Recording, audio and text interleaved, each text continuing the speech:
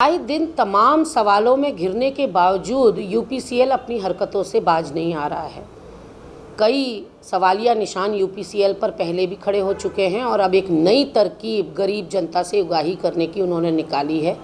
जो बहुत पुराने कनेक्शन वाले हैं, बिजली के कनेक्शन जिनके पास 1980, 1981, 82 के हैं, उन्होंने जिस वक्त कनेक्शन लिया उसी समय उन्होंने डिपॉजिट भी कर दिया था सिक्योरिटी मनी को।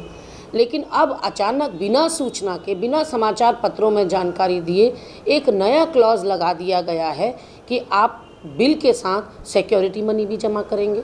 जो पुराने मालिक हैं भवनों के, जिनके पास बरसों पुराने कनेक्शंस हैं, उनसे दोबारा सिक्योरिटी मनी लेने का क्या औचित्य है? किसके निर्देश पर ऊर्जा विभाग ये कर रहा है, समझ से परे है। और यदि ऐसी कोई योजना लानी ही थी जनता से उगाही करने की और सिक्योरिटी मनी लेने की, तो फिर इस बात को व्यापक तौर से पहले जानकारी देनी चाहिए थी, क्योंकि व्यक्ति उसी हिसाब से अपना बजट प्लान करता है। किसी आदमी की अगर 10,000 बिजली का बिल है तो लगभग उतनी ही अमाउंट का उससे सिक्योरिटी मनी भी ले लिया जा रहा है और उसका बिल जस का तस बना हुआ है। तो ऐसे में जब व्यक्ति अपना बिल का भुगतान करने जा रहा है तब उसके ऊपर वज्रपात हो रहा है और तब उसको जानकारी दी जा रही है कि अब नई योजना के तहत आपको सिक्योरिटी मनी भी जमा करनी पड़ेगी। और अचानक ये किस नियम कायदे कानून के तहत हो रहा है, किसके निर्देशों पर हो रहा है, ये कोई बात साफ नहीं की जा रही है।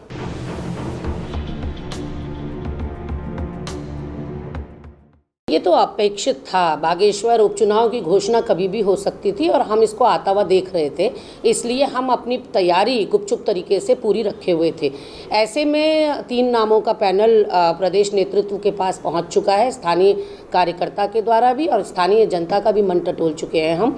और 3 नामों के पैनल में से फाइनल एक नाम पर मोहर लगनी बाकी है, जिसको केंद्रीय नेतृत्व और प्रादेशिक नेतृत्व मंथन के बाद 1-2 दिन के अंदर फाइनलाइज कर देगा।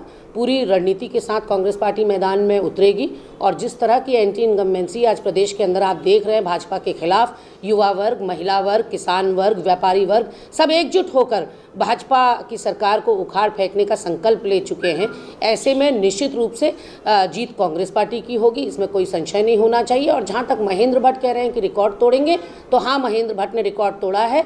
युवाओं के ऊपर इससे पहले लाठी कभी किसी सरकार ने नहीं भाजी, महिलाओं के ऊपर लाठी कभी नहीं चली, अंकिता भंडारी जैसा जघन्य हत्याकांड यहाँ कभी नहीं हुआ, सोना कभी पीतल नहीं हुआ केदारनाथ जैसे धामों का, और कई ऐसे रिकॉर्ड हैं। महिला अपराध में तो हम अग्रणी राज्य बनते चले जा रहे हैं, बेरोजगारी सुरसा का रूप ले चुकी है। तो महेंद्र भट्ट जी रिकॉर्ड तोड़ने में नंबर 1 है, ये बात उन्होंने बिल्कुल ठीक कही।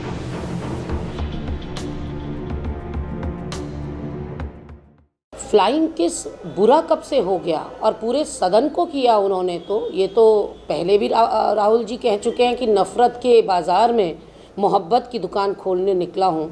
तो मुझे लगता है कि फ्लाइंग किस भी मोहब्बत दिखाने का, प्यार दिखाने का, प्रेम जताने का एक तरीका मात्र है और इसको बेवजह तूल दिया जा रहा है स्मृति ईरानी के द्वारा। स्मृति ईरानी को फ्लाइंग किस तो दिखाई पड़ रहा है, लेकिन मणिपुर की नग्न औरतें नहीं दिखाई पड़ रही हैं, उनको अंतर्राष्ट्रीय स्तर की हमारी पहलवान बेटियां नहीं दिखाई पड़ रही हैं, उनको अंकिता भंडारी या हाथरस या उन्नाव की बच्चियां नहीं दिखाई पड़ रही हैं। राहुल गांधी के फ्लाइंग किस में सबसे ज़्यादा इंटरेस्ट तो स्मृति ईरानी ले रही हैं, जबकि उनके लिए तो ये था भी नहीं।